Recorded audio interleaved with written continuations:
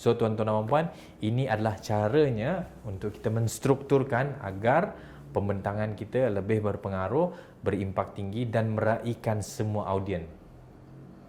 Right?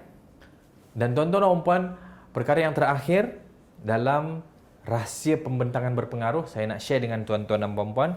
Tadi anda telah mengetahui apakah komponen dalam komunikasi, apakah proses dalam komunikasi menggunakan Alvikine Session Plan. AU untuk auditory, VI untuk visual, KIN untuk kinestetik dan D adalah untuk digital session plan. Dan ini adalah masanya untuk kita membina pembentangan kita berdasarkan anatomi yang diterima secara umum. Ini adalah anatomi pembentangan.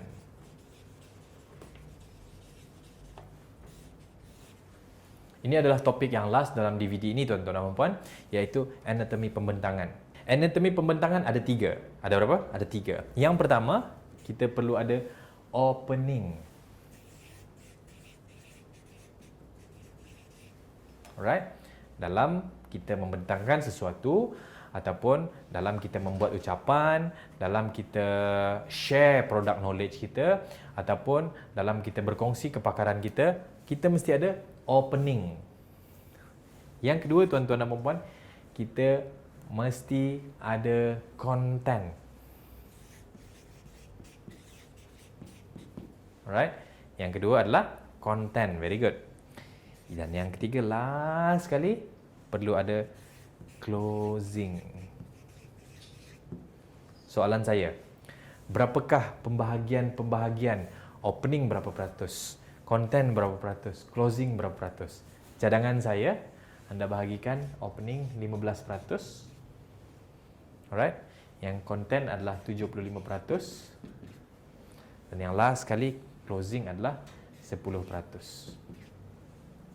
Apa peratus ini tuan-tuan dan puan? Peratus ini dari segi masa. Sebab kita mempunyai masa yang terhad untuk kita kongsikan kepakaran kita, kita nak kongsikan apa juga yang kita nak share kepada audiens. Setuju? Jadi, sekiranya anda mempunyai masa 60 minit ataupun 1 jam, anda boleh agihkan 60 minit times 15%. Itu untuk opening saja tuan-tuan dan puan. Dan seterusnya, selepas beberapa minit, kita masuk kepada konten dan selepas beberapa minit, baru kita masuk kepada closing. Alright? Dan saya nak share dengan tuan-tuan dan puan sebelum kita menutup sesi DVD ataupun perkongsian ini. Dalam pembentangan, dalam perkongsian, satu perkara yang sangat penting, iaitu audience attention. Apa dia? Audience attention. Jadi tuan-tuan dan puan, semasa kita nak bermula, semasa pembentangan kita nak bermula, kita boleh grab attention audience dengan cara tanya soalan. Saya ulang kat sini grab attention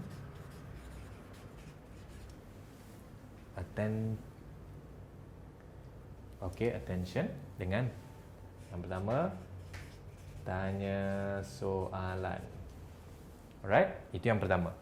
Yang kedua, anda boleh bercerita. Storytelling.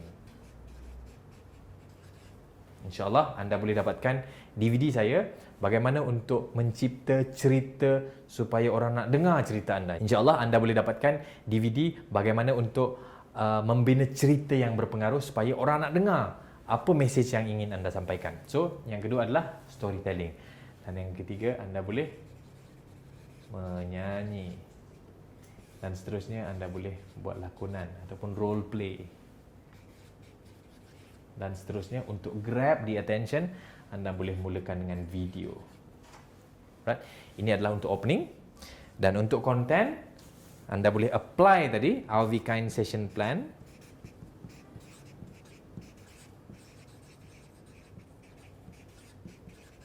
Ingat, perlu ada apa? Perlu ada objektif dan dekat objektif tu, kita perlu meraihkan ataupun message kita perlu meraihkan kepelbagaian audiens, sama ada mereka auditory, visual, kinestetik ataupun digital. Dan di akhirnya kita akan tulis masa, berapa masa yang kita ambil. Dan last sekali, closing tuan-tuan dan puan-puan.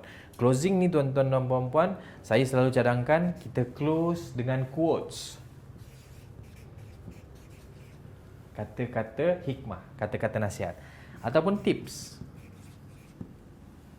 Alright, supaya orang boleh bawa pulang.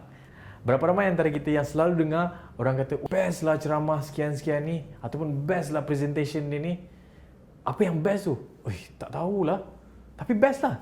So, sebab apa? Sebab manusia selalu lupa.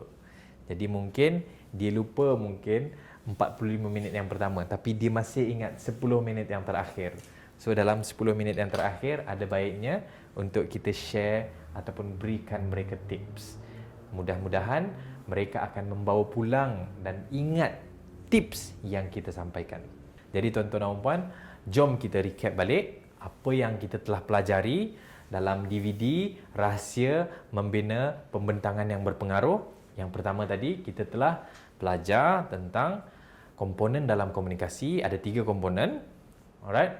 Yang kedua, tuan-tuan dan puan, kita telah mempelajari proses dalam komunikasi. Ada 6 elemen dalam proses komunikasi. Dan seterusnya, tuan-tuan dan puan, kita telah mengetahui bagaimana manusia memproses maklumat. Ada 4 cara manusia memproses maklumat.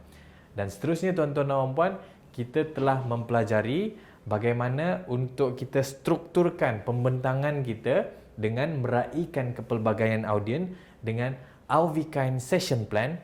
Dan last sekali tuan-tuan dan puan, kita telah mengetahui anatomi pembentangan. Dan semoga sekiranya anda dapat mempraktikkan ilmu ini, sekiranya anda dapat mendalami ilmu ini, insya-Allah pembentangan anda, perkongsian anda, produk sharing anda, ucapan anda ataupun apa sahaja message yang ingin anda sampaikan, insya-Allah akan berkesan, powerful dan berpengaruh. Selamat mencuba. Kita jumpa lagi. Sekian. Assalamualaikum warahmatullahi wabarakatuh dan salam sejahtera.